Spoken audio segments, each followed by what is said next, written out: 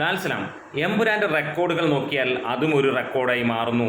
ഇവിടെ book my ഷോയിലൂടെ 400K interest വരുന്ന ആദ്യ മലയാള സിനിമയായി മാറുകയാണ് എമ്പുരാൻ. അതായത് 100K കഴിഞ്ഞപ്പോൾ 200-ൽ നിൽക്കുമെന്ന് വിചാരിച്ചുവെങ്കിൽ 200 500-ന് മുകളിലേക്ക് എത്തുമെന്നുള്ള വാശിയിലാണ് എമ്പുരാൻ. ഒരുപക്ഷെ 1000K അടിച്ചു കഴിഞ്ഞാലും ഒന്നും തന്നെ പറയാനില്ല, ആ റേഞ്ചിലാണ് പോകുന്നത്. എന്താണെങ്കിലും ഇവിടെ പ്രീസെയിൽ റെക്കോർഡുകളും കാര്യങ്ങളുമൊക്കെ വരുമ്പോൾ മിന്നുന്ന പ്രകടനമാണ് കാഴ്ചവെക്കുന്നത്. ചാനൽ സബ്സ്ക്രൈബ് ചെയ്ത് തരണമെന്ന് ഇടയിലൊന്ന് അഭ്യർത്ഥിക്കുന്നു. ഒപ്പം നിങ്ങളുടെ വിലയേറിയ ആ ഒരു സഹായമുണ്ടെങ്കിൽ 10,000 സബ്സ്ക്രൈബേഴ്സ് മിന്നുന്ന പോലെ നമ്മൾ എത്തുമെന്നും ഉറപ്പാണ്.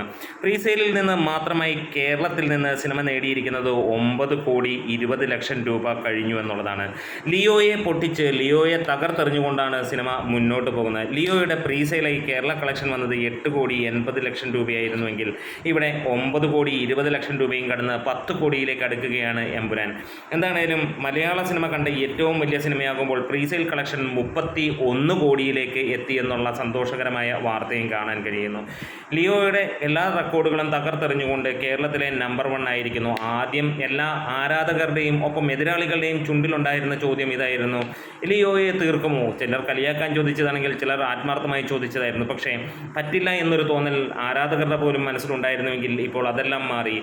വലിയ രീതിയിലുള്ള ഒരു മാർജിനിൽ ലിയോയെ പൊട്ടിക്കുമെന്നുള്ള ഉറപ്പാണ്. അതായത് പ്രീസെയിലിലൂടെ മാത്രം സിനിമ ഈ പറഞ്ഞ ലിയോയുടെ ഫസ്റ്റ് ഡേ കളക്ഷൻ തൂക്കുമെന്നുള്ളത് ഏറെക്കുറെ ഉറപ്പായി. ഏറെക്കുറെയല്ല, ഉറപ്പായിരിക്കുന്നു. നമ്മുടെ ചാനൽ ഇഷ്ടമായാൽ ഒന്ന് സബ്സ്ക്രൈബ് ചെയ്ത് തരണം. ലാൽസലാം.